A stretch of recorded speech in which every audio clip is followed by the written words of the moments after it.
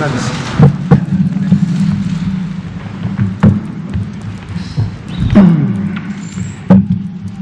Muy bien, pues son las 19 horas en punto de este viernes 5 de junio de 2020. Los 5 de junio conmemoramos el Día Mundial del Medio Ambiente, que este año está dedicado a tener conciencia de la biodiversidad y de los grandes riesgos de perder la biodiversidad. Vamos a iniciar la conferencia de prensa diaria sobre COVID, la pandemia causada por el nuevo coronavirus SARS-CoV-2. Estamos en el Palacio Nacional de México, en la Ciudad de México. Hoy vamos a tener dos elementos, dos componentes. El primero, el informe técnico que presentará el doctor José Luis Salomía, director general de Epidemiología de la Secretaría de Salud. Y el segundo, el semáforo. Les vamos a comentar el proceso de construcción del semáforo. También platicaremos sobre la reunión técnica que tuvimos hoy a las 12 del día, producto de las conversaciones que hemos tenido con la CONAGO, y el doctor Ricardo Cortés Alcalá, director general de Promoción de la Salud de la Secretaría de Salud, nos presentará los elementos técnicos de este semáforo. Y luego abrimos a preguntas y respuestas. Doctor, por favor. Con su permiso, señor subsecretario. Muy buenas tardes a todas y todos.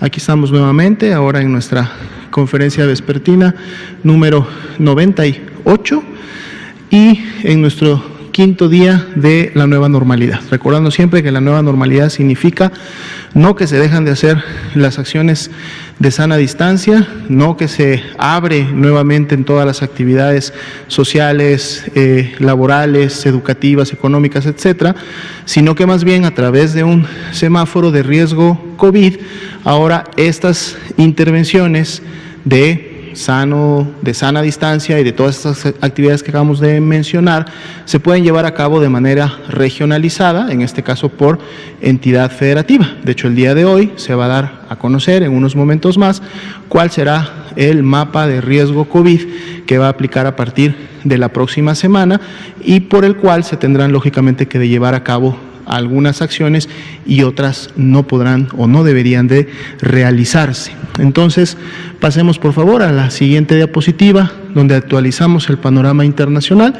Vean ustedes que se ha mantenido muy estable prácticamente durante toda la semana, que a su vez esta estabilidad también lo que refleja es que no ha ocurrido una disminución como la veníamos viendo, o sea, se ha llegado a estancar en un momento determinado, es decir, la cantidad de casos que salen después del día 14 al día 15 y por lo tanto salen de esta estadística de pandemia, pero los casos nuevos que van entrando prácticamente han sido similares, por eso los porcentajes tanto del total de la pandemia, que es ese 23%, como los porcentajes en las diferentes regiones, que vemos que se ha mantenido igual, sobre todo de la región de las Américas, que es a la que pertenecemos, este 55% se mantiene. Entonces quiere decir que por lo menos para efectos del crecimiento hay una estabilidad, pero para efectos también de decir que los casos están disminuyendo, que estaría ya menguando la pandemia a nivel mundial, tampoco. O sea, se mantienen precisamente en las regiones en las cuales se encuentran actualmente activas. Veamos entonces ahora sí los números para México. El día de hoy son 324.897 las personas que hasta el momento han ingresado a protocolo de estudios. Eso quiere decir que presentaron signos y síntomas compatibles con COVID-19, por lo tanto fueron clasificadas como casos sospechosos y entonces entraron al protocolo de estudio. De este protocolo de estudio, 166.049 ya tienen un resultado negativo a SARS-CoV-2, es decir, fue descartado COVID-19, pero el día de hoy superamos los 110.000 casos, 110.026 son los casos confirmados acumulados, aunque menos de la quinta parte continúan siendo los casos que conforman la epidemia activa en México. 19.015 son las personas que iniciaron con signos y síntomas en los últimos 14 días, y entonces aquí también podemos hacer notar que esta proporción, o sea, menos de la quinta parte, 17-18% de todos los casos, es una proporción que también se ha mantenido, inclusive ha disminuido algunos puntos porcentuales en la última semana, y esto podría estar hablando precisamente de una disminución en este grupo de personas que están enfermando en los últimos 14 días. Y claro, esto también lo tenemos que ver en la perspectiva de estos 48.822 casos que todavía son sospechosos y de donde se podrá todavía estar alimentando la epidemia activa, dado que muchos de ellos, veremos en un momento más los porcentajes de positividad, de seguro van a ser casos confirmados. El día de hoy también se actualiza el número de defunciones, 13.170 son las personas que lamentablemente hasta el momento han perdido la vida por complicaciones de la enfermedad. Veamos la siguiente diapositiva, que es la distribución del total de carga de enfermedad, es decir, los 110.026 casos acumulados. Las áreas de diseño y de comunicación el día de hoy nos presentan esta nueva escala de colores, siempre nos están apoyando para que la información pueda ser comunicada siempre de una mejor manera. Es una escala de colores un poco más adecuada a la que veníamos manejando y en función también que tiene que ver con los cortes de rango, para entonces poder tener una mejor apreciación de cómo se está incrementando la carga acumulada, es decir, cuáles son las entidades federativas que en su momento durante todo este periodo de la epidemia en México han acumulado la mayoría de casos. En las escalas o los rangos mayores tenemos solamente 2 estados que han sido los que desde un principio tuvieron siempre esta categoría. De hecho, en la siguiente diapositiva los podemos ver claramente con los nuevos colores también de los rangos e identificar rápidamente en orden ascendente. Esto es como una diapositiva con información de referencia para que ustedes y todas las personas lo puedan consultar y puedan identificar sus datos en función de la entidad federativa donde residen de manera rápida. Veamos la siguiente diapositiva. Ahora solamente son los casos confirmados en los últimos 14 días, o sea, los que mantienen la epidemia activa. Aquí, lógicamente, el rango de colores es menor y los rangos de casos también son menor, recordando siempre que esta es una ventana móvil, porque siempre está, todos los días se está moviendo, solamente mostrando los últimos 14 días. Por lo tanto, los colores, sobre todo de aquellas entidades federativas que empiecen a disminuir su carga de casos en los últimos 14 días, podrán volver de un naranja oscuro a un naranja claro o de un naranja claro a un verde, y es lo que vamos a poder estar apreciando día con día en este mapa. Y esa apreciación también la podremos tener en la siguiente diapositiva, en la cual vemos el orden y por lo tanto podemos ver intercalarse algunas entidades federativas y cómo a su vez estas van ocupando las posiciones en función de cómo se está desarrollando su epidemia reciente. Y vemos los números enteros para que puedan tener una rápida referencia también de los mismos. La siguiente diapositiva es el mapa nuevamente, pero ahora de la tasa de incidencia de estos casos en los últimos 14 días. Las entidades con los colores verdes más oscuros son los que han tenido la transmisión y la actividad más reciente y más importante en comparación a las que tienen los colores más claros. Y en la siguiente diapositiva pues podemos ver esta diferencia mucho más visual, además que la podemos comparar con el hecho de cómo se encontraban hace 2 semanas con esta misma tasa de incidencia, y lo hemos estado explicando toda la semana, ¿no? Si la barra verde se mantiene todavía por encima, quiere decir que la actividad ha sido mayor en los últimos 14 días que en comparación hace dos semanas atrás. Si las barras están conjuntando prácticamente un mismo nivel de tamaño, quiere decir entonces que ha habido una estabilidad entre estas 2 semanas últimas y las 2 semanas anteriores.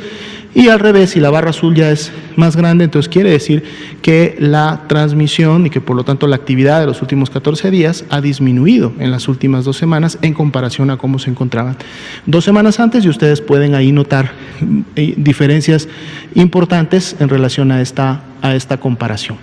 Veamos la siguiente diapositiva, que es precisamente la distribución de las defunciones que hasta el momento han ocurrido. Esta distribución es por fecha de ocurrencia, es decir, por la fecha en la que se produjo la defunción, y podemos ver también cómo se encuentran distribuidas las 1.134 defunciones que todavía están esperando un resultado de laboratorio para ver si se confirman o se descartan a COVID-19, más allá del proceso de dictaminación que todas ellas tendrán que tener en su momento por ser una defunción que inició como sospechosa o en su caso también confirmada de COVID-19.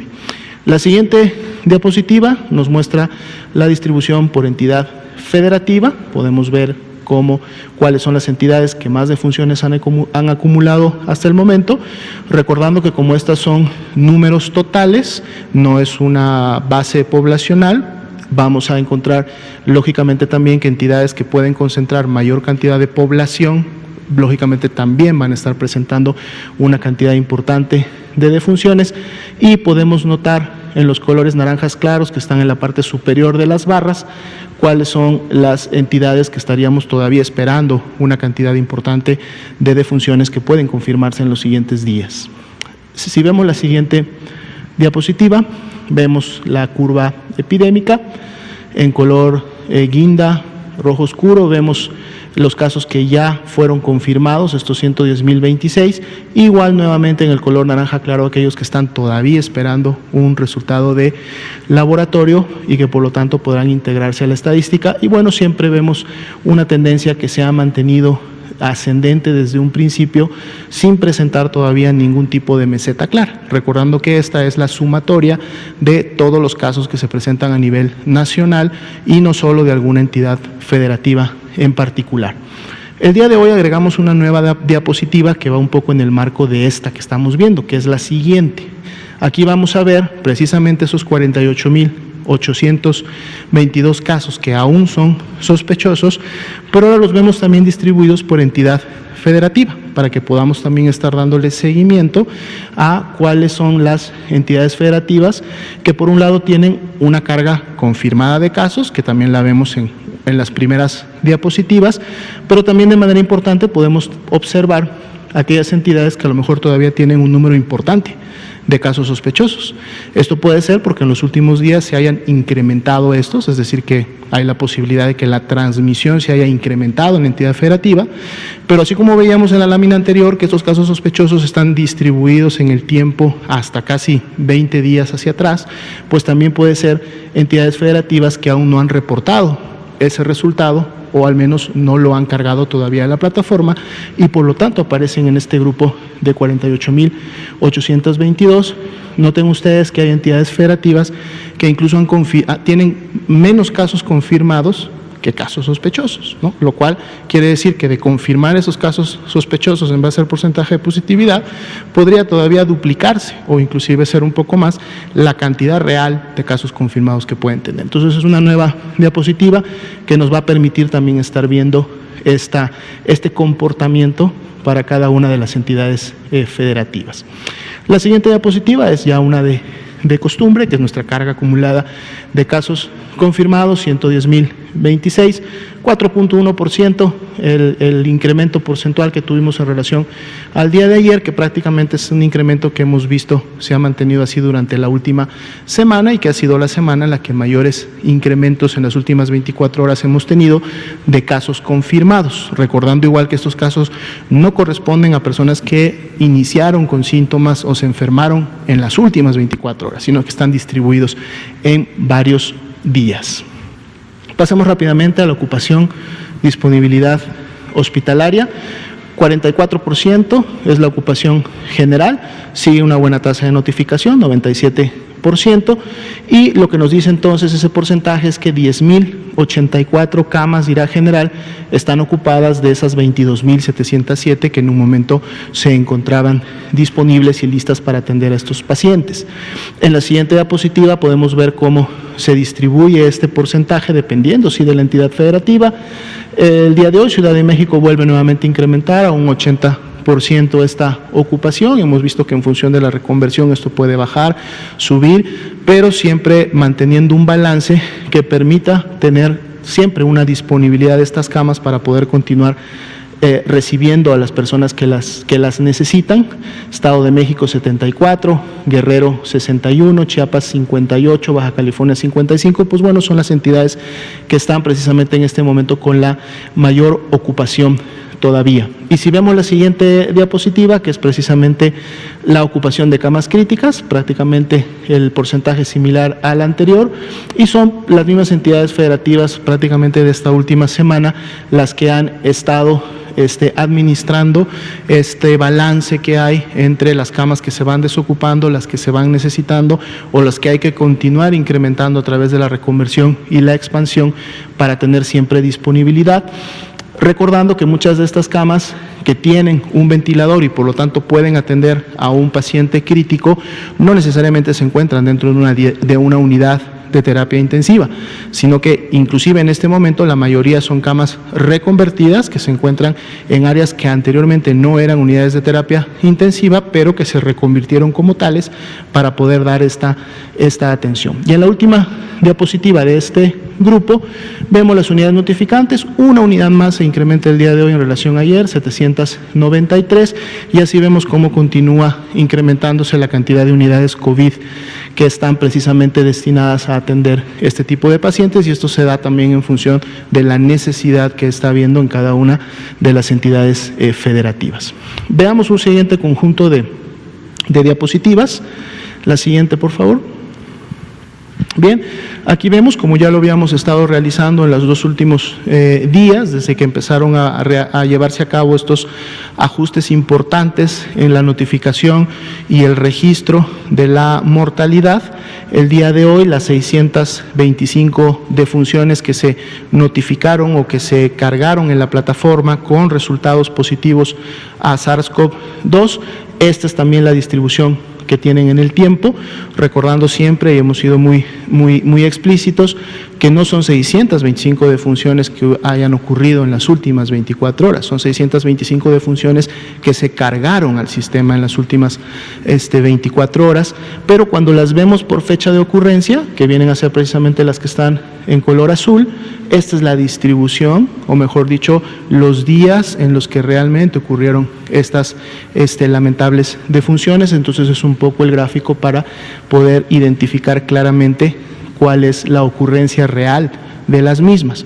En la siguiente diapositiva veremos las mismas, pero ahora distribuidas por institución, que fue la que en su momento notificó, cargó, actualizó en la plataforma estas 626 defunciones, 408 son del IMSS y las vemos también distribuidas en el tiempo, 165 de la Secretaría y 52 de las otras instituciones que también contribuyen a la atención de pacientes y a la respuesta ante COVID-19 en México. Vemos un último grupo de diapositivas, que es las que toca precisamente actualizar los viernes, que tiene que ver con el componente diagnóstico por laboratorio. Vean ustedes cómo se ha mantenido la tendencia ascendente del procesamiento de muestras. 296.924 son las que hasta el momento se han realizado en toda la Red Nacional de Laboratorios de Salud Pública, que incluyen a los 31 laboratorios estatales, incluyen a los laboratorios de apoyo a la vigilancia epidemiológica y incluyen a los laboratorios regionales que opera precisamente el Instituto Mexicano del Seguro Social para procesar sus muestras. Y más allá de las muestras que hasta el momento se han ya realizado, podemos ver que se encuentran disponibles 230,000 pruebas todavía repartidas en toda esta red nacional de laboratorios de salud pública. En una diapositiva más adelante veremos cómo se encuentran distribuidas. Si vemos la siguiente diapositiva, vamos a ver los porcentajes precisamente de positividad que hasta el momento hemos obtenido. La semana, digamos, más completa, porque es la que tendría ya la mayoría de resultados emitidos, es decir, que tiene ya muy pocos o mínimos resultados que están pendientes de emitirse, es la 21. Y en la 21 podemos ver un porcentaje de positividad de 46%. Si recuerdan, hace una semana, más o menos las medias estaban entre 40, 41 para las semanas. Bueno, subieron 42, 44 y tenemos ya un 46. Algo importante que podríamos hacer notar en esta diapositiva, vean ustedes cómo, independientemente de que se incrementa la cantidad de pruebas, porque la cantidad de pruebas está marcada en las barras, vemos que las pruebas tomadas en la semana 18 eran alrededor de 12,000, en la 19 fueron 15,000, en la semana 20 llegaron prácticamente a 18,500 y en la semana 21 fueron más de 21,000. Pero si comparamos, por ejemplo, las pruebas de la semana 18, que fueron 12,160, con las de la semana 21, que fueron 20,895, o sea, prácticamente un 75% más de pruebas realizadas, no se incrementa el porcentaje de positividad en esa misma proporción, porque el porcentaje subió de un 40 a un 46. ¿Esto qué quiere decir? Que no el porcentaje de positividad, o sea, es decir, las personas que realmente tienen SARS-CoV-2 y salen positivas, no está en relación a la cantidad de pruebas que se hagan, está en relación a la cantidad real de personas que están enfermas en un momento determinado. Por eso cuando una persona inicia con signos y síntomas, demanda atención médica, se le toma la muestra, es de donde obtenemos estos gráficos y esta información. No hay una relación directa entre si hago muchas pruebas o si hago más pruebas, voy a encontrar más casos, o mientras más pruebas haga, voy a encontrar más casos. Y lo podemos ver tranquilamente reflejado aquí, precisamente en el porcentaje de positividad, que mantiene una estabilidad, independientemente que la cantidad de pruebas se incremente. Bien, veamos una diapositiva más, que es la última del panorama, que tiene que ver precisamente cómo se han distribuido las pruebas en toda la red nacional de laboratorios de salud pública. Se enviaron de las 300,000 pruebas que en su momento dimos a conocer, fueron esas pruebas nuevas que llegaron de esta marca, procedentes de China a través de la compra consolidada que hizo el INSABI. 139,000 se distribuyeron en la red de laboratorios estatales de salud pública, y pueden ustedes encontrar ahí los números exactos de pruebas que se dieron a cada uno de estos laboratorios, es decir, que se enviaron a las entidades federativas. Y esto se hace en función, ¿por qué los números son diferentes? Porque se hace un análisis de cómo está la positividad, la población total del estado, las muestras que estos han procesado por semana epidemiológica y cuál ha sido su productividad, y a través de este análisis entonces se define cuántas pruebas se les envía. Pero eso no quiere decir que esto se envía y ya no hay oportunidad de tener más pruebas. No, el INDRE realiza una reserva, podemos verlas en esta tabla de la derecha, son 91,776 pruebas que el INDRE todavía tiene como una reserva estratégica, y desde esta reserva estará enviando, surtiendo a las entidades federativas en la medida que éstas vayan utilizando y se vayan acabando las 139,000 que se le enviaron. Así también tenemos aquí los laboratorios de apoyo a la vigilancia epidemiológica, donde están también los laboratorios regionales grandes, en donde, por ejemplo, destacamos un envío importante al Instituto Mexicano del Seguro Social de 50,000 pruebas, a su laboratorio regional de La Raza, que es el que concentra mucha de la actividad de diagnóstico de muchos laboratorios de muchas pruebas que provienen de sus unidades médicas en los estados, ¿no? Entonces, bueno, se han distribuido 208,000 pruebas y se tienen 91,776, pero entre lo que está en el INDRE y lo que está distribuido en los estados y todavía se puede usar, son el dato anterior que mostrábamos, que son 230,000 pruebas que todavía pueden realizarse de aquí en adelante. Serían los datos para la noche de hoy. Gracias. Doctora Alomía. Doctor Ricardo Cortés, si nos presenta el semáforo, por favor.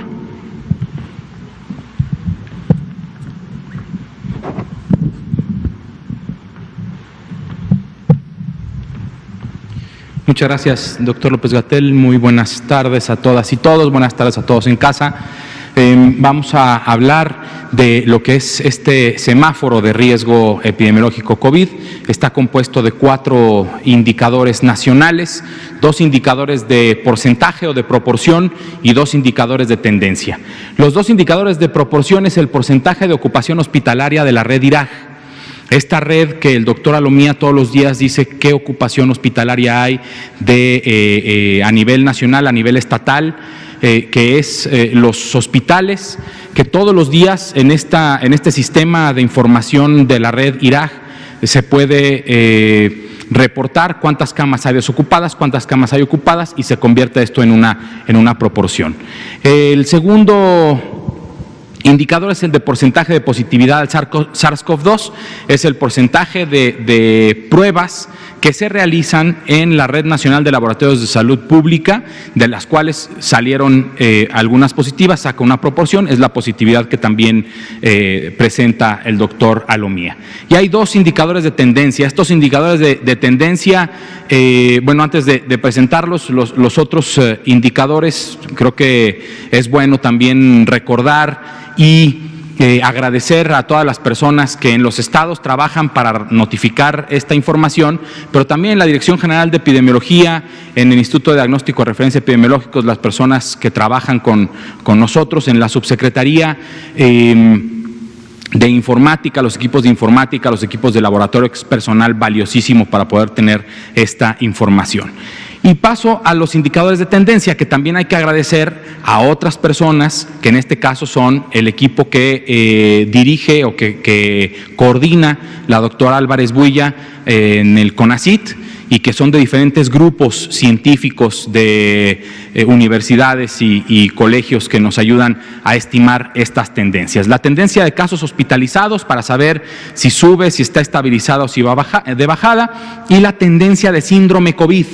Esto es importante porque lo que vemos es cómo crece, se estabiliza o decrece los casos sospechosos. Esto nos hace, para evitar los confirmados ya los vemos en la positividad al virus SARS-CoV-2, y en la tendencia de síndrome COVID somos más sensibles porque estamos viendo cuál es la tendencia de todos los casos registrados que parecen ser COVID, independientemente de su estadio clínico, si son ambulatorios, si son leves, si son hospitalizados y son graves. La siguiente, por favor. Estos 4 indicadores hacen este gran mosaico. Aquí vamos a presentar 2 diapositivas, la mitad del país en la primera diapositiva, la mitad del país en la segunda diapositiva, y pueden ver todo un mosaico. Aquí lo que estamos viendo, la decisión que se tomó en la subsecretaría con el apoyo y decisión del doctor López-Gatell, es el principio de máxima precaución. ¿Esto qué quiere decir? Esto quiere decir que Aguascalientes, por ejemplo, a pesar de tener un indicador en verde, un indicador en naranja, tiene 2 indicadores en rojo, y entonces tomamos como máxima precaución el indicador más alto. Entonces, mientras uno de nuestros 4 indicadores esté en rojo, el semáforo va a mantenerse en rojo, y por tanto las actividades que se pueden realizar son las que actualmente estamos en la jornada, las que se hicieron durante la jornada de sana distancia, que son las actividades esenciales básicamente. Podemos ver, por ejemplo, cómo el Estado de México, para saber cómo va la congruencia en el análisis de estos indicadores, el Estado de México tiene uno de sus indicadores en naranja, que está a punto de hacerse rojo porque al pasar a 71% su ocupación hospitalaria de la red IRAG, pasaría a rojo. Tiene una alta positividad, más de 40%, que es 48%, y ambas tendencias están a la alza. Eso quiere decir que en los últimos días del análisis que hace el CONACYT con estos datos, proporcionados directamente por el personal del Estado de México, la tendencia han incrementado día con día de forma constante, y por lo tanto se pone tendencia ascendente y color rojo. Entonces toda la mitad de este país está, bueno, más bien todo el país está en rojo. La siguiente, por favor. Los otros 16 estados, por ejemplo, aquí uno muy particular, ¿no? El más particular, me parece, si no me equivoco, es Zacatecas, que tiene un indicador de cada uno de los colores. Entonces tiene poca ocupación hospitalaria de infección respiratoria aguda grave. Eso quiere decir que todavía tiene suficiencia en sus hospitales para atender personas que pudieran presentar casos graves. Tiene una positividad en amarillo. Su tendencia de casos hospitalizados, a pesar de tener muy buena ocupación hospitalaria, digamos, tiene suficientes camas para atender, la tendencia de casos hospitalizados está creciendo. Por eso está en rojo. Y la tendencia de síndrome COVID también está creciendo, pero en una tendencia menos pronunciada, y por eso está en naranja. Sin embargo, como ya lo comenté, bajo el principio de máxima precaución, se mantiene el semáforo general de Zacatecas en rojo, dado que al menos uno de sus 4 indicadores se tienen en rojo. La siguiente, por favor. En la siguiente vamos a ver el mapa nacional, que está pintado completamente de rojo, pero con una particularidad. También tiene cuál es la tendencia en hospitalizados, para poder ver cómo, por ejemplo, el estado de Quintana Roo, que se encuentra todavía, porque al menos uno de sus indicadores está en rojo, se mantiene en rojo, pero tiene una tendencia estable en sus hospitalizados. Eso quiere decir que existe una probabilidad de que este rojo vaya transitando poco a poco a un naranja, posteriormente a un amarillo, hasta tener una recuperación. Este es el mapa. Entonces, y no recuerdo si hay una más. Son las... claro, perdón, muchas gracias. Son los ejemplos específicos de qué actividades se pueden realizar de acuerdo al nivel de riesgo epidemiológico. Podemos ver cómo en ocupación hotelera, por ejemplo, se está permitiendo inclusive en semáforo rojo una ocupación máxima de hoteles del 25%, esto siempre y cuando los clientes que lleguen a estos hoteles demuestren que trabajan para una actividad esencial y que su viaje es de negocio o está relacionado con su actividad laboral, dado que trabajan en una de las actividades esenciales definidas previamente. Restaurantes y cafeterías, como estamos ahorita, servicio para llevar, servicio a domicilio y particularmente servicio en habitación si es que una persona está hospedada en alguno de los hoteles por su actividad económica esencial. Peluquerías, estéticas, barberías, aforo permitido. En rojo podemos solicitar un servicio a domicilio a nuestro barbero o nuestra barbera de confianza para que acuda con todas las medidas precautorias de sana higiene de manos, uso de cubrebocas, para que pueda brindarnos el servicio y podamos venir a la conferencia con el pelito corto, si no ya estaríamos con el pelo más largo. Salir un poco a la calle, salir a caminar alrededor de nuestro domicilio, salir a caminar con precaución, con la sana distancia de la que hemos estado hablando. Si viene una persona en sentido contrario a nosotros, podemos detenernos, hacernos a un lado, mantener esta sana distancia de al menos 1,5 metros para poder salir, transitar un poquito en la calle, hacer un poco de ejercicio y regresar. No olvidarnos que seguimos con quédate en casa porque está el semáforo rojo, pero podemos hacer un poco de ejercicio. Mercados y supermercados se mantienen como está, una persona por familia, con un aforo total del 50% del mercado o supermercado. Gimnasios, albercas, centros deportivos, spas, centros de masaje están suspendidos por el momento, pero podemos ver cómo al pasar a un semáforo naranja se puede abrir a un 50% solo con citas, o en gimnasios, por ejemplo, y clubes deportivos en donde pudieran las dueñas y dueños de estos negocios definir con sus suscriptores qué días pudieran visitar este club o este gimnasio para mantener esta sana distancia y estrictas medidas de higiene.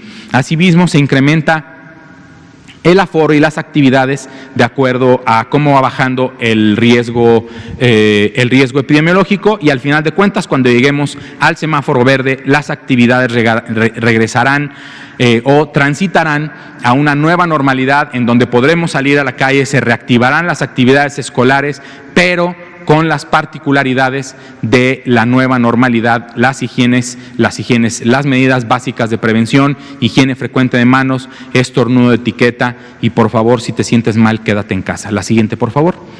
Son otros ejemplos. Cines, teatros, museos, eventos culturales de hasta 500 localidades, por poner un ejemplo, están suspendidos al momento. Cuando transiten a los estados a un semáforo naranja o riesgo alto, se podrá permitir una actividad un poco más alta, es del 25%. Un ejemplo sería los cines que regularmente ahorita ya ni boletos físicos compramos, sino que con estos artefactos que además nos dicen si estamos o no estamos en el cine, se pueden comprar los boletos, y por lo tanto se reduce el contacto físico entre personas, y con estos sistemas de reserva y compra de boletos, el propio cine puede disminuir el número de boletos disponibles en cada función al 25%, al 50% cuando estemos en amarillo, y la venta completa cuando lleguemos al verde. Centros comerciales actualmente suspendidos, un 25% en naranja, un 50% en amarillo y totalmente abiertos en verde. Lo mismo para centros religiosos. Y lo que son eventos masivos y centros recreativos como conciertos, parques de diversiones, balnearios, ferias, etcétera, están suspendidas en rojo y en naranja y se permitirá un aforo del 50% estando en amarillo y una actividad regular cuando se llegue al verde. Deportes profesionales, aforo permitido.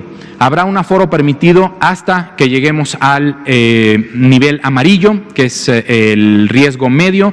Se podrán abrir los estadios al 50%, pero estando en riesgo máximo y en riesgo alto, se pueden llevar a cabo juegos a puerta cerrada.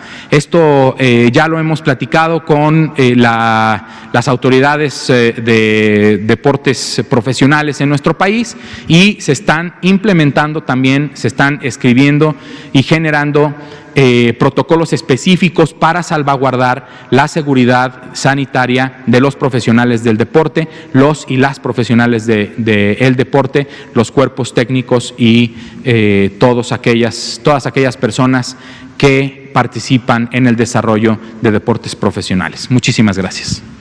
Gracias, doctor Ricardo Cortés. Vamos a pasar a preguntas y respuestas. Solo me gustaría enfatizar dos elementos.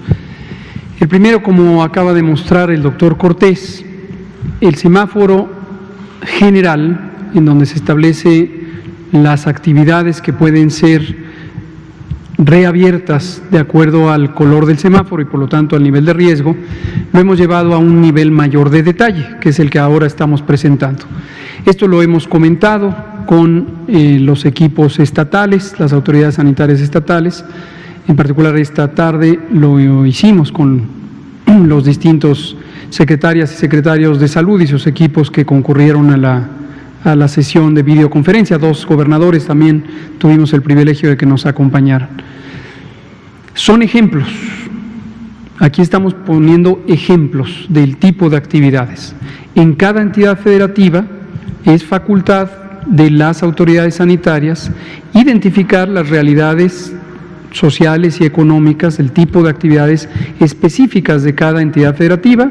Algunas pueden ser compartidas con todas o algunas otras entidades federativas y siguiendo este criterio general, ellas procederán a identificar cuáles son las actividades que siguen.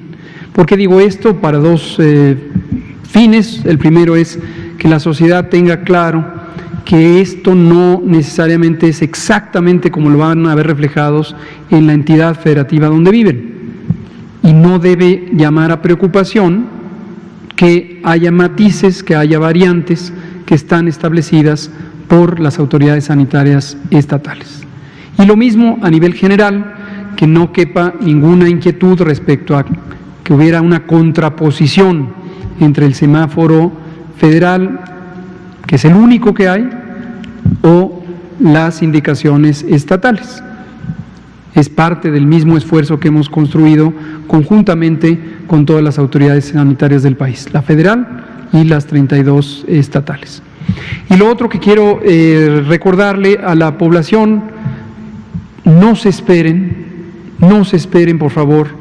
Si usted es una persona que tiene diabetes, obesidad, hipertensión, o fuma, o tiene cáncer, o tiene algún medicamento que le causa inmunosupresión, o tiene alguna condición de salud que le causa inmunosupresión, y le dan síntomas de COVID, también si es una persona mayor de 60 años, y le dan síntomas de COVID, y hemos extendido la precaución para decir, o simplemente tiene familiares con diabetes, o familiares con hipertensión, y usted tiene más de 40 años, no se espere. Si le da fiebre, tos, dolor de garganta, vaya a evaluación médica. Nos preocupa mucho, nos sigue preocupando identificar que las personas llegan demasiado tarde a los hospitales. Y cuando llegan tarde hay poco que se puede hacer para salvar la vida. Esta es una enfermedad que al inicio parece una enfermedad menor, se parece de hecho los síntomas a un catarro común, pero en personas que están en alto riesgo de complicaciones, que son precisamente las personas que tienen las características que mencioné, las enfermedades crónicas o la edad, puede tomarles por sorpresa. Puede tomarles por sorpresa. Esta reflexión la comparto, la hemos compartido muchas veces para uso de todas y todos, no solamente de quien puede presentar los síntomas, sino también de los familiares. La familia o las personas cercanas, amigas, amigos, ayuden también a estimular que las personas vayan al hospital. Y no teman con esta idea de que conozcan una anécdota de alguien que llegó al hospital con síntomas de COVID y murió. Es muy probable que esa situación, siempre desafortunada, siempre trágica, siempre lamentable, tenga que ver con que llegó demasiado tarde.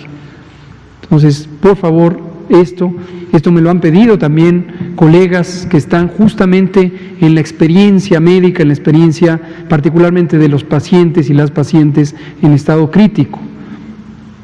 Entonces, también a nombre de ellas y ellos transmito este mensaje. Por favor, no se espere. Vamos a abrir a preguntas. Ayer quedó Araceli Aranday de Canal 11 pendiente y Olinka también, que está aquí presente. Gracias, doctor. Preguntarle primero si el semáforo que acaban de presentar tendría que ser palomeado por la Secretaría Federal una vez que las entidades lo hayan presentado, y si hay una homologación en la fecha que tendrían que presentarlo cada entidad. Preguntarle también sobre las pruebas serológicas, perdón que insiste en ello, pero es que el pasado 1 de junio COFEPRIS autorizó 4 pruebas más, entonces en total son 7, y yo recuerdo que el 27 de mayo usted comentó que los Centros de Control de Enfermedades de Estados Unidos publicaron una guía donde decían que la mitad eran erróneas. Estas pruebas son indispensables para la nueva normalidad. Yo quiero saber cuál es su opinión y si ante este panorama, ¿cómo se encuentra México? Ante la realización de estas pruebas, si fuera tan gentil. Con mucho gusto, gracias, Araceli. Sobre el semáforo, este es el semáforo.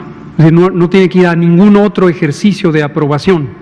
El semáforo lo dispone la Secretaría de Salud, que es la Autoridad Sanitaria Federal, una de 3, los otros 2 son el Consejo de Salubridad General, cuyas atribuciones no son en esta materia, y el Presidente de la República, que tiene la atribución de sancionar ciertas disposiciones inmediatas que no son estas. Entonces no tiene que ir a ninguna otra parte. El subsecretario de Prevención y Promoción, de acuerdo a las facultades que le confiere el artículo 10 del Reglamento Interior de la Secretaría de Salud, propone al secretario este semáforo y el secretario lo aprueba, y así es como es. Y lo hemos estado conversando con las autoridades sanitarias estatales, que son las personas titulares de los poderes ejecutivos estatales, gobernadoras, gobernadora y jefa de gobierno, y esto se ha ido articulando por consenso. Entonces así va a ser, y como hemos comentado, esta semana no logramos hacerlo con el ciclo que pretendíamos porque hicimos ajustes en la metodología, pero lo deseable va a ser los martes. Nosotros se lo mandamos a las gobernadoras y los gobernadores, ellos tienen hasta el jueves para conversarlo con su equipo técnico. Tendremos sesiones de reflexión como la que tuvimos hoy a mediodía, y una vez que se resuelve cualquier inquietud o cualquier discrepancia de criterios, se hace público aquí en esta conferencia vespertina los viernes, como hoy. Y este semáforo, esta calificación de semáforo, que por lo pronto es sumamente simple, todo está en rojo, empieza el próximo lunes 8 de junio y tiene vigencia hasta el domingo 14. Entonces el próximo viernes 12 estaremos presentando el que tenga vigencia de junio 15 hasta la semana completa. ¿Sí? Sobre pruebas. Las pruebas rápidas, vuelvo a retomar sobre el mapa general de pruebas. Para fines de COVID hay 2 grupos de pruebas. La rama A, pruebas de fase aguda. La interpretación de una prueba de fase aguda cuando se detecta positiva es la persona que tenga síntomas compatibles con COVID y tenga la prueba positiva, tiene confirmación de COVID en ese momento. Y ahí, en ese grupo de pruebas, lo que caracteriza es que detectan al virus, detectan el material genético del virus, el ácido ribonucleico. Y hay variantes, hay algunas que son no tan rápidas, 6 horas, como la PCR con extracción manual, convencional, hasta otras que se llaman pruebas cerradas, porque todo un paquete, todo un estuche hace todas las operaciones que se necesitan y pueden abreviar el tiempo mucho. En 1 hora puede estar el resultado. Entonces, pero ahí no hay que confundirnos con que alguna de ellas es rápida.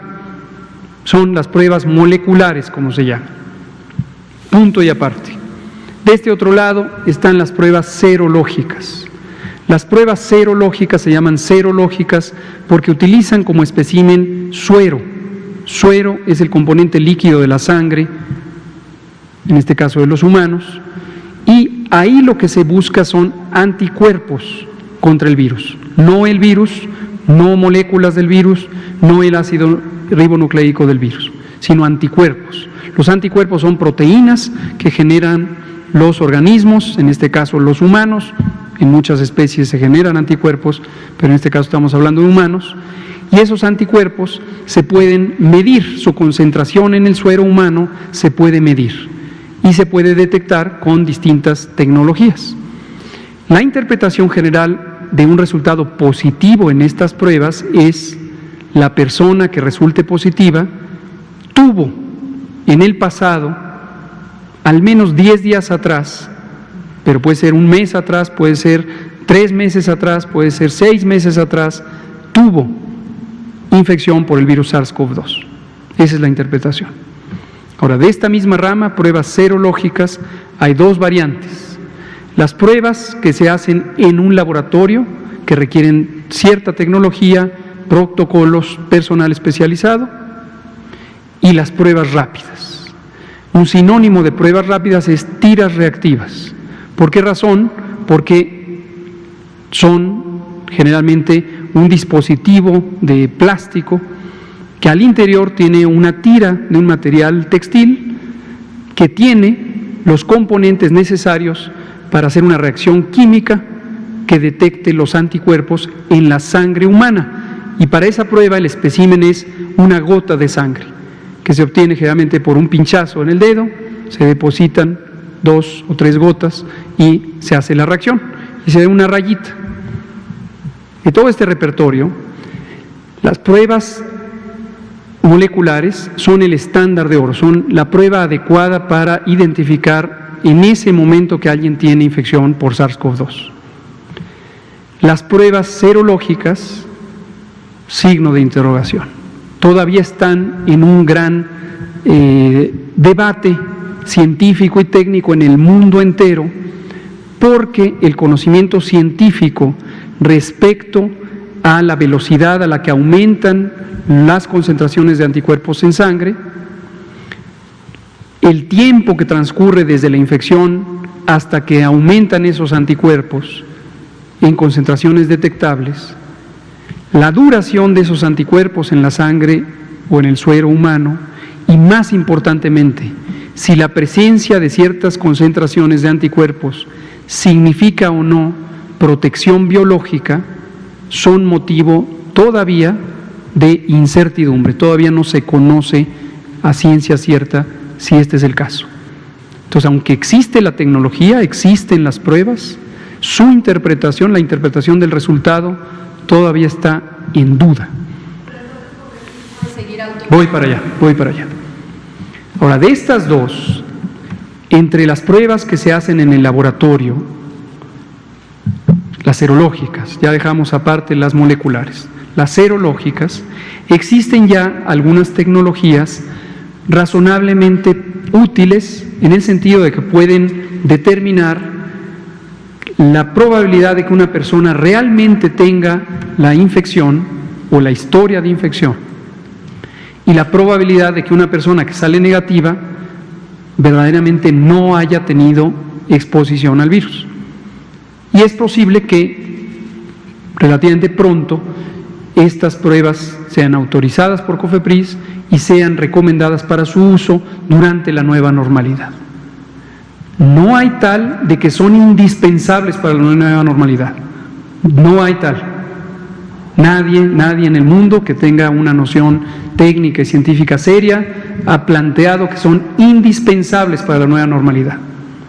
Existe una gran expectativa de que a todas y todos nos gustaría, a la población en general, al gobierno, a las empresas, nos gustaría tener un instrumento diagnóstico que durante la nueva normalidad nos permitiera reconocer si ya tuvimos o no la infección, porque todas y todos nos sentiríamos más tranquilos de saber, ya la tuve, quizá ni me di cuenta, pero ya estoy protegido.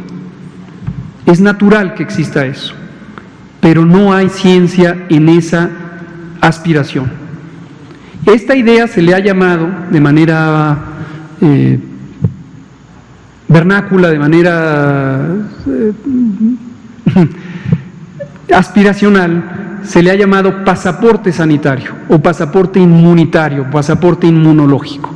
¿Por qué? Porque semeja, es una metáfora decir, yo ya tengo con qué decir, estoy libre, estoy protegido, puedo estar en la plaza pública, no me va a pasar nada, como si estuviera vacunado.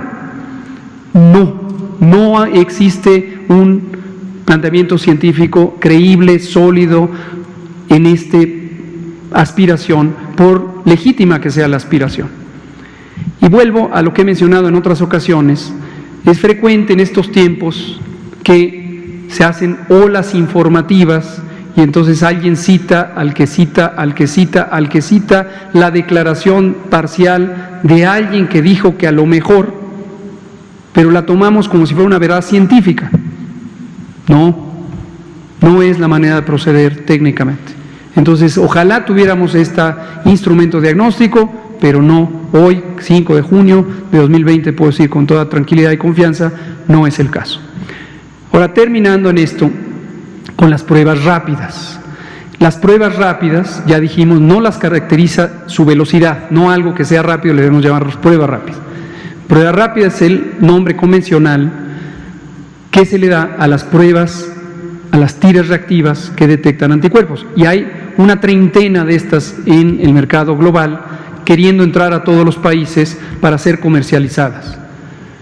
Estas pruebas tienen un desempeño muy malo, muy bajo. La probabilidad de ser positivas cuando una persona verdaderamente tiene la enfermedad, o en este caso la historia de infección, es muy baja. Esa característica se llama sensibilidad, y muy baja es del 30 al 50, a veces cuando mucho al 60%. Y por eso los Centros de Control de Enfermedades de Estados Unidos dicen es como echar un volado. Si uno echa un volado de una moneda que no esté calada, que no esté desbalanceada, 50% de las veces va a salir águila y 50% de las veces va a salir sol, como le seguimos llamando los que tenemos más de 40 años. Entonces, por eso son muy malas. Y lo mismo, la probabilidad de que salgan negativas cuando la persona verdaderamente no tuvo exposición a infección, y esto se llama especificidad, está en esos mismos números, del 30 al 50%. Consecuencia, los resultados que produzcan estas pruebas tienen una alta probabilidad de ser falsamente positivos y dar una confianza inadecuada a la persona que se siente protegida y ponerla en riesgo, o pueden ser falsamente positivos porque la reacción química que se hace cruza con otros coronavirus que circulan ampliamente en la población y a las que hemos estado expuestos la mayoría probablemente. Entonces, conclusión, aunque COFEPRIS ha aprobado 7 pruebas rápidas, de ninguna manera esto quiere decir que deben usarse esas pruebas rápidas. Y las autoridades sanitarias del país no han recomendado que se usen estas pruebas. Y recomendamos, estamos próximos a emitir un comunicado formal, recomendamos a las autoridades estatales no utilizarlas porque los resultados falsamente positivos y falsamente negativos pueden causar una confusión que incluso produzca daño a las personas. Esa es la situación actual. Muchas gracias, Araceli. Estaba Daniela Pastrana de pie de página. Gracias. Buenas noches, doctor. Le quería preguntar, el otro día que nos presentaron las gráficas con las tendencias por estados, causó un poco de confusión este asunto de las gráficas rebasadas en la tendencia hospitalaria, que estaban pues muy por encima de las previsiones. Y usted comentó ese día que eso incluso podía ser deberse a un buen trabajo del personal médico, que en mi entendimiento, en mi interpretación es que mientras más tiempo están hospitalizados tienen más posibilidades de recuperarse, pero para no sobreinterpretar, me gustaría que nos aclarara un poco cuál es el diagnóstico que tienen de esas manchas rojas que como que a todos nos asustaron. Y también otra cosa que ha generado mucha confusión es el tema de las fechas, porque como mucha gente en el imaginario que teníamos era el 8 de mayo, llegamos al pico máximo y ahorita vemos que todavía no hay una meseta clara y que seguimos subiendo y subiendo y subiendo, aunque aquí nos ha aclarado que se referían a la Ciudad de México y que de todas maneras pues es un alargamiento justamente para no tener estos reducciones. No deja de ser todavía para mucha gente muy confuso por qué seguimos un mes después todavía subiendo y subiendo y subiendo en casos de contagios. Entonces quería saber si nos puede aclarar un poco más eso. Muchas gracias, Daniela Pastrana de pie de página. Son muy útiles estas preguntas, nos vuelven a centrar la atención en la realidad que estamos viviendo y las expectativas de lo que viviremos en las próximas semanas.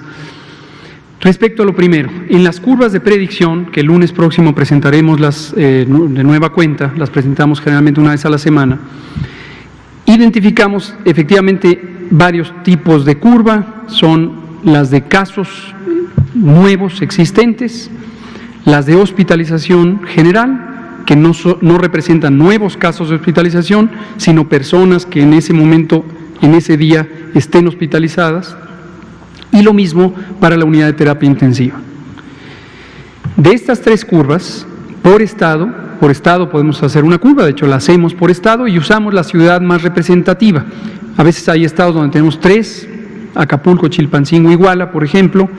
Hay estados en donde tenemos solamente una, como la Ciudad de México, que es toda la Ciudad de México, más la zona metropolitana del Estado de México. Entonces, de estas tres curvas, en las que son de hospitalización, tanto en camas generales como de terapia intensiva, en cuanto que se han prolongado los niveles altos o las cifras altas de hospitalización y que representan no casos nuevos cada día, sino la suma de personas recientemente ingresadas ese día más las que ya estaban, efectivamente es paradójico, pero la duración de la hospitalización es un signo de éxito de las personas médicas que atienden a los pacientes y todo el equipo clínico que está en los hospitales, porque han logrado mantener con vida a los pacientes y ojalá que logren mantenerles con vida para que salgan finalmente de alta recuperadas. Entonces, claro, se empiezan a mantener ocupaciones y se empieza a extender el periodo de esos niveles altos de ocupación. Sin embargo, para la curva 1, que es la curva de casos nuevos en la comunidad, ahí sí, cuando ha rebasado las proyecciones, es producto, esta es la interpretación técnica que tenemos, de que ha habido mayor movilidad en el espacio público. ¿Por qué lo decimos así? Uno, porque tenemos la constatación directa por el monitoreo de movilidad, y segundo, porque el mecanismo de contagio depende de que las personas interactúen unas con otras. Ha habido ejemplos emblemáticos, menciono el de Tabasco. Afortunadamente hoy anunció el gobernador de Tabasco que instrumentarán el mecanismo de no circula sanitario, que en su momento fue utilizado aquí en el Valle de México, también en Hidalgo. Qué bueno que el gobernador de Tabasco está tomando estas decisiones, porque como hemos comentado en las últimas 2 o 3 semanas, Tabasco ya venía descendiendo su cantidad de casos diarios y tuvo un repunte. Ahí están los rebrotes de los que hemos estado hablando. Por supuesto que puede haber rebrotes. Cuando todavía no se acaba una epidemia, rebrota si la tendencia, en lugar de ser la que iba en buen camino hacia el descenso, empieza a ser para arriba. Y verán el lunes que Tabasco tiene una curva epidémica que ahora es superior a la que tuvo originalmente. Entonces ahí directamente es como se interpreta esas curvas. Y respecto a la fecha, gracias Daniela por mencionarlo, como usted bien dice, en esta conferencia de prensa y también en algunas conferencias matutinas, si no lo recuerdo mal, hablamos de 8 de mayo, 6 o 8 de mayo, como las fechas donde ocurriría el punto máximo, el acmé, el pico, la cresta de la curva epidémica, el cenit. Y nos referimos a la curva del Valle de México. La fecha es específica para cada una de estas epidemias localizadas. No puede ser la misma porque están asincrónicas. Entonces, la del Valle de México, esa fue la predicción y eso fue lo que ocurrió. De hecho, el 7 de mayo es cuando alcanzó su momento máximo. ¿Mande? De casos nuevos existentes,